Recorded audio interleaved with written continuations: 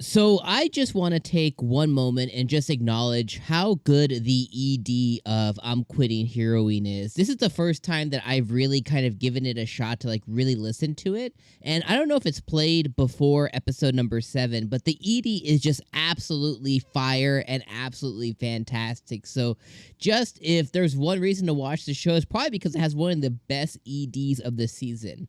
But really, with episode 7 of I'm Quitting Heroine, this was a really, really good episode, and it did a lot to character build Leo even more so than he was built before.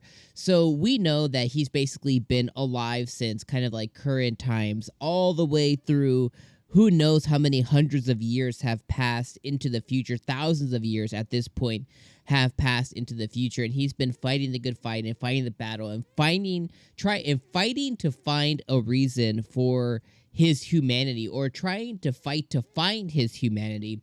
And he now is at a point, at a crossroads, to where humanity has all but abandoned him, essentially. So he's now able to finally fight for his humanity by being on the demon side, which is a weird concept and a weird thing to think about. But at the same time, this is finally able to be reality. This conversation that he held some odd thousands of years ago with this demon, he's actually able to have in fruition. And unfortunately, this same conversation that occurred with this demon is exactly what came to be for him, living out this depressing style of life that the demon was worried about him having.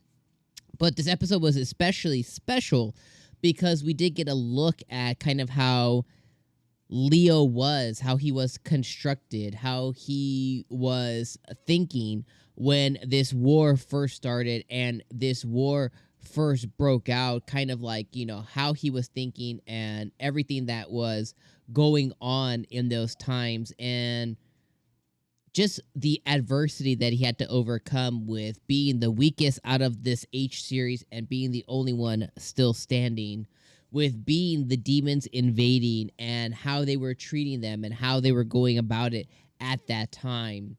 And it was just extremely interesting to see that this demon that wrote this book, that 𝐒𝐡𝐚𝐧𝐧𝐞𝐥, is very, very keen on reading about peace and about coexistence. It's still fiction in a way because it never came to be. There's still no coexistence even all these thousands of years later. And it still happens to be her favorite book and also the favorite book of Leo, because Leo knew that guy. He was, for even if it was for a fleeting moment, he was friends with that guy. So I just find it all interesting how it all simply comes together. And I'm sure that 𝐒𝐡𝐚𝐧𝐧𝐞𝐥 would be extremely fascinated to find out that, hey, Leo spoke with this guy. Leo talked to this guy. Leo was able to conversate. He was able to get advice, and some of the things that, like, all the stuff that he went through, I know that 𝐒𝐡𝐚𝐧𝐽 would be extremely interested to really find out about all of that. And I just think this episode was probably one of the best of the season so far. Just simply for world building, for character building, for character development. I think this is probably the strongest episode so far. In the episodes, you know, in the anime so far this season, we've gotten different looks into Stina. We've gotten looks into Lily. We've got looks into Melnus. And last couple episodes, we got looked at Edwald and Jerietta, which is obviously the father and the daughter. And then now we're moving on to 𝐒𝐡𝐚𝐧𝐽, which we've gotten a little bit with the kind of the dinner that took place and them sharing drinks and stuff like that. Like their very coworker-esque dinner that they had. But this is kind of like the first time that we are really kind of advancing and taking that next step into what is going to come for Leo and everything, as he takes the next steps into finally revealing himself to the whole group, or mainly to 𝐒𝐡𝐚𝐧𝐽. And that's kind of where we got left off in this episode. I was very excited to see on him finally revealing himself and what would come of that. Obviously, it didn't happen. We're going to get that next episode. But regardless, it was still good set dressing for what is going to end up coming next. But overall, this episode ended up being really good. I love the flashback.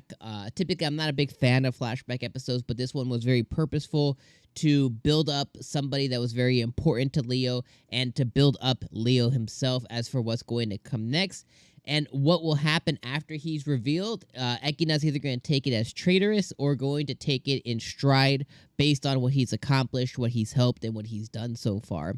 I hope that it's the latter of the two, but you never know. It's probably going to be the first one that will change it to the second one because she is very goal-oriented and she has certain things in mind. So we're going to all keep pushing forward, but this is a great episode of I'm Quitting Heroine. Fantastic ED. Let me know what you guys thought about this episode down in the comments below. Let me know what you guys thought about the demon that Leo made friends with. And let me know if you think that Ekina will accept Leo for who he is or reject him. Let me know what you guys think about that in the comments down below. And of course, as always, I appreciate you guys being here. Make sure you guys leave a like and subscribe if you're new. And we'll see you on the next one. Peace.